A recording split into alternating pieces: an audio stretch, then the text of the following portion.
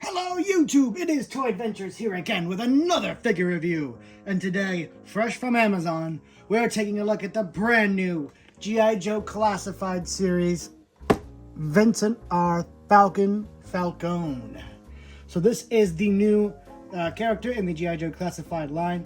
He's been out for some while. For some other people, like I know certain websites that are shipping from Canada have had this guy in stock along with his entire wave. I got him and CoverGirl from Amazon, and today we're going to be taking a look at him.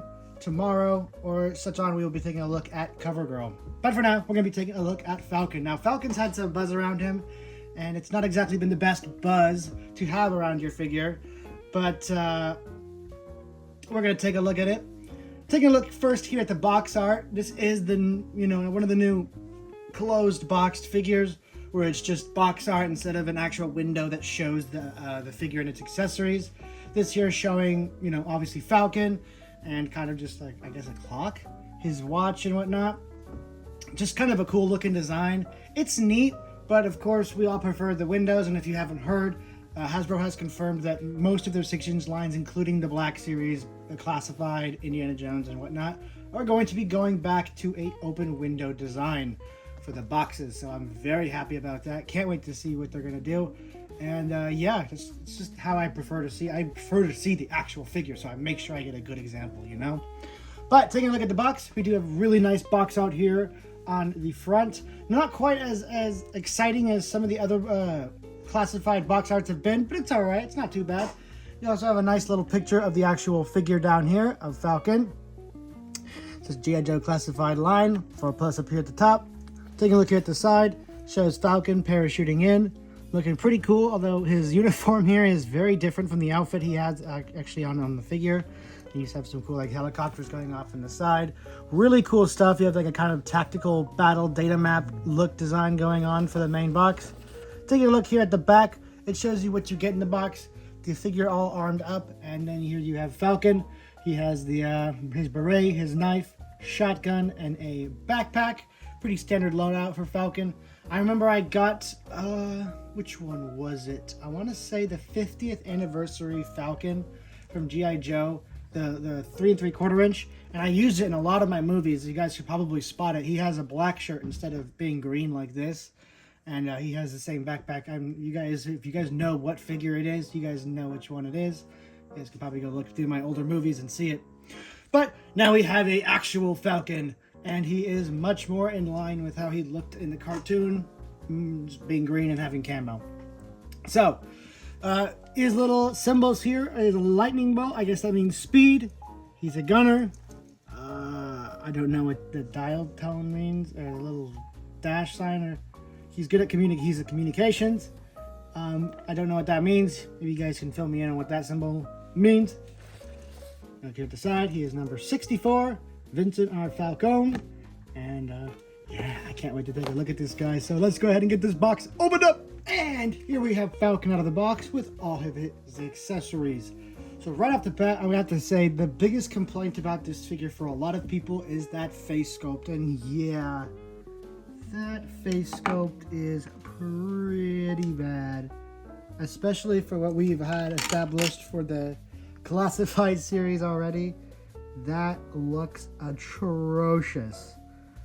Definitely one of the worst heads we've gotten in this line. I'm not impressed. That being said, it does another sin that I'm not too big of a fan of when they do, is when they make the bottom halves of these shirts that look like they're supposed to have like the bottoms of them going overlapping the pants, they'll make it a part of the webbing gear, and so that makes it so you can never switch out his gear. So if you don't like this gear, you can't, because it has the bottom of his shirt attached to it, and I never like when they do that. It's just, it's kind of a cop-out. Just give us shirts that have overlapping lengths and make them rubber. Put that extra little bit of effort in, because this means that I can't switch out this gear set, if I have better options, or if I, want to go for a different look for Falcon while keeping his, canonical longer shirt. It's just not going to be an option. And his handkerchief kind of sits unnaturally up there on his head, on his neck. It's kind of a gimmick that's with all of the Falcons, and it's kind of hard to make a handkerchief you know, rest naturally when it's not sculpted in there. So that I can kind of forgive, even though it does look a little awkward. It's really the face sculpt and the pants that are not really doing it for me. Body-wise, I believe this is just a repaint fully of Recondo. You have Recondo's legs here. You have Recondo's upper body right there, I believe, and Recondo's shoulders. The hands may be different, I'm not entirely sure. But yeah, this is mostly Recondo right here with new head, new paint, and new decos and a new webbing gear. In terms of accessories, of course, you get his little beret, which fits on right there. And come on. There we go. And then his backpack with his knife that sheaths right in there, just like all of the classic figures. Love that. I love when they, you know, keep little tried and true pieces of the character in the figure. Backpack port really doesn't seem to accept this specific peg very well. I don't think they made it very long enough. And then here is his weapon. Here is his weapon. It's supposed to be kind of like a Spas, I guess. That's what it looks like it's supposed to be inspired by, is a Spas 12. It's bent. It's got a pump and an actual folding stock, which is real pretty nice. You can see, are those supposed to be shotgun shells? They're pathetic. Look how small they are. Those are not 12 gauge shells. I don't know what those are, but they're not shotgun shells. Very strange. Oh, and it just pops right off. But this is his shotgun. I am not going to keep him with this, obviously. I'm just going to toss this in the fodder bin and give him an actual Spas 12. Because this is just silly. I don't know what this is supposed to be. They were doing good. They had Outback with a really good weapon and all that. And I guess not every figure can be done excellently, right? Because for most Joe fans, this is kind of a letdown in terms of a figure. But I am going to look on the bright side, also because I have the power of customization on my side. So I'm going to fix this guy up a lot. Taking a look here at his backpack, it is nicely sculpted. You have some rope, 2 canteens, his sheath, and the radio comms. Now, what kind of lame is that the backpack here doesn't open up, and on the figure I got, the 50th anniversary, it did. This actually opened up, and you could pull the actual radio itself out of the backpack. That being said, the backpack is still fine enough. It doesn't really do too much. I don't know if this is removable. I don't know. But you do have a nice little antenna sticking out from there. Kind of an old style radio, but I still like that they kept the classic character design. If that, or do like a modernization of it, but don't do a futuristic. No one likes that. We all want like a more realistic or a classic. That's what the 50th anniversary and the Rise of Cobra figures understood about these, is that if you're not going to do a classic look, do a modern look that people can relate with. Do things that people see nowadays. Don't go into the future because it gets too silly and goofy, and then people who don't like to you know, extend their disbelief, they're just not going to be as roped in, whereas modern or classic really could, you know, please everybody. Obviously, it's not going to please the classic only fans, but you got to be open. You got to be a little more open to wiggle room. So, that being said, let's go ahead and take a look at Falcon's articulation. I'm going to take this off and this off just because it makes it a little easier. The head is, of course, on a ball joint. Whoa, that just popped right off. Easily swivels around. Easily pops off. It's like they almost knew it's like they just didn't care about putting in the head sculpt because they knew you're just gonna pop it off and swap it. So why not just not even attempt to make it good? But the neck itself is also on a ball joint. You can move up and down, kind of. Moving down here to the shoulder, you have a hinge. You can hinge out just about there. Hinge down. Full 360 rotation. Another rotation here at the shoulder. You got a bicep swivel.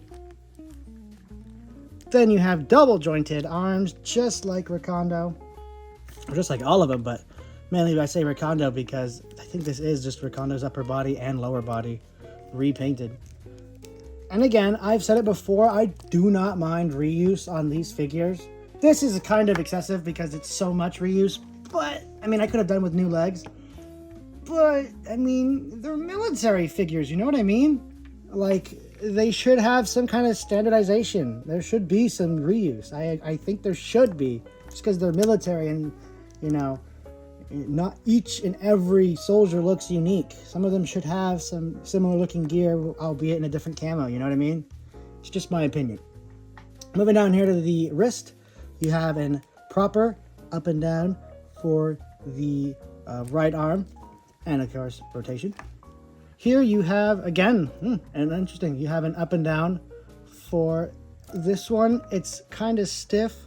You got to be careful with these newer figs, but you do get the in and out motion that I love so much. Of course, you have an ab crunch, pretty nice, but when you do, it kind of makes the gear look silly.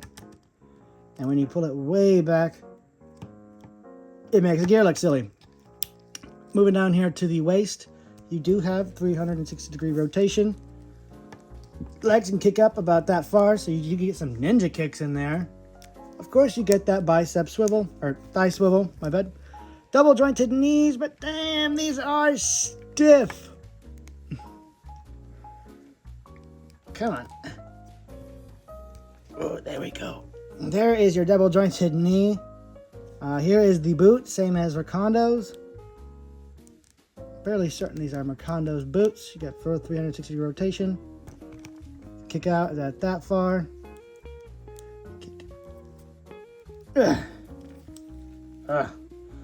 Yeah, I am definitely switching these out, and I'm going to tell you guys what I'm going to do to improve this figure, and then later you'll just have to watch out for one of my shorts where I show off the end result, because I am definitely going to have to be putting some work into this guy pretty much pronto.